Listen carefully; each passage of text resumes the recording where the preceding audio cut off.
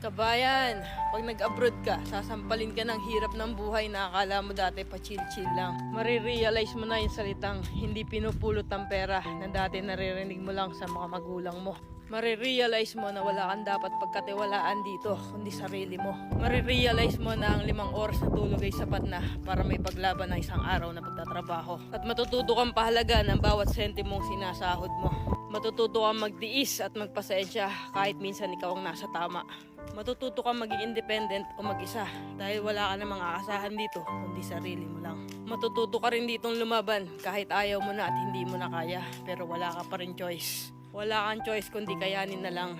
Marirealize mo na hindi pala totoo yung sinasabi nila na masarap ang buhay dito sa abroad. Kasi pag nandito ka na, masasabi mo na lang talaga sa sarili mo na ang hirap pala. At totoo din yung sinasabi nilang lahat na nasa abroad ang pera pero wala dito ang saya.